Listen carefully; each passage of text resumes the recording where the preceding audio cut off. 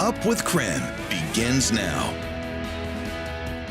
Good morning, 6 o'clock here on your Monday. How we doing, everyone? First day of daylight saving time. Welcome to Up with KREM. I'm Tim Pham. We also want to welcome you in if you're streaming us on KREM 2+. Meteorologist Thomas Patrick joining us now. Thomas, I should say the first full work day of daylight saving time, and you said that you're pouring 2 cups of coffee this morning already. Yeah, at least. And because, well, it's 6 a.m. right now, but our bodies probably feel like it's 5 a.m. So we'd be on air at this point anyway, so I think our energy levels are just starting to increase. But if it takes that extra cup of coffee, maybe that extra hour, don't worry, we are there with you this morning.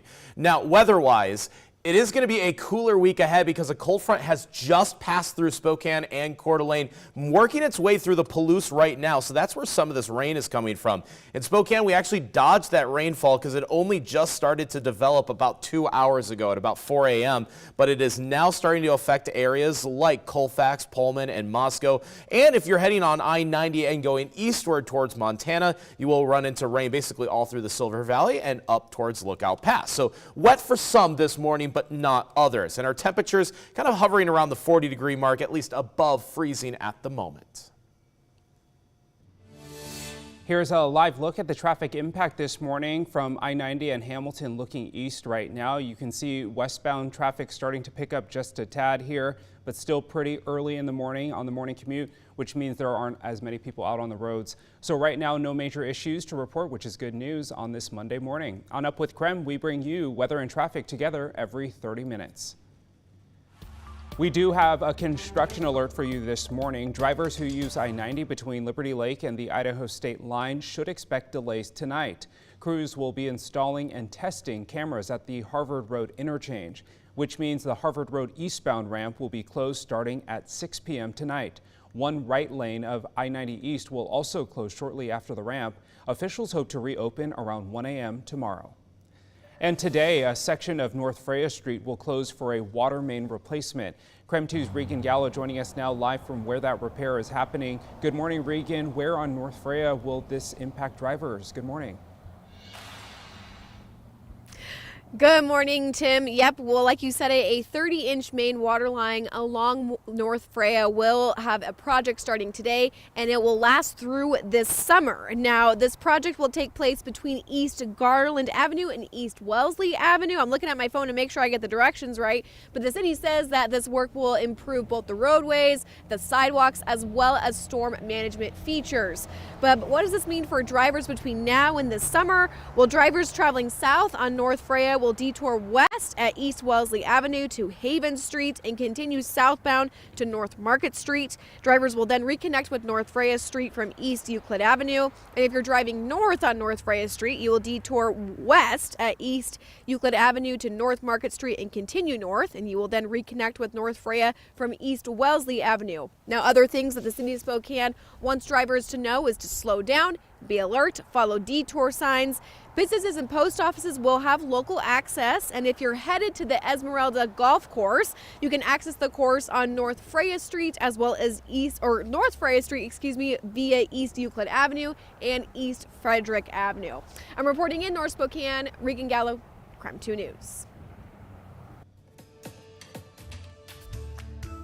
Well, here's your Monday morning reminder to check the time on your stoves and microwaves or maybe your coffee pot, because you may have noticed this weekend the clocks, move forward for daylight saving time. And just like clockwork, the debate over seasonal time changes also springs into action. Research has shown the ritual of changing the clocks in spring and fall can impact productivity and our mental and physical health. It's why the American Academy of Sleep Medicine wants to eliminate seasonal time changes. In permanent standard time, our internal body clock is best aligned with the sun and external light from the sun. It's what's best for our overall health and well-being. 2022, the U.S. Senate passed the Sunshine Protection Act, making daylight saving time permanent, but it did not go anywhere. Arizona and Hawaii are the only 2 states that do not recognize daylight saving time. Everyone lost an hour of sleep this weekend, but a new study shows teens who do not get enough sleep are at risk for high blood pressure. The study by the American Heart Association found teens who either had insomnia or slept less than 7.7 hours had an elevated blood pressure compared to teens who were getting enough sleep. The findings show poor sleep can impact the heart even at younger ages. It might be a good idea to keep a routine bedtime for your kids even if they are in high school. New this morning from the state capitol, a Washington state proposal to keep the most violent offenders in jail will not pass this year. The bill named for a Spokane teen killed in January did not even get a hearing. The bill was named for Gavin Looper, the Spokane 13-year-old who was shot while playing video games.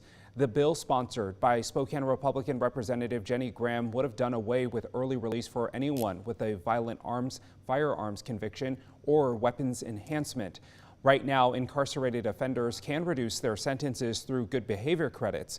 Representative Suzanne Schmidt says that system does not account for the safety or needs of victims. They deserve to have the peace of mind to feel safe that that person has been locked away and not roaming the streets. If you used a firearm to commit a crime, then you're going to pay the time. The bill did not receive a hearing before the deadline, so Schmidt says it's not going anywhere this session.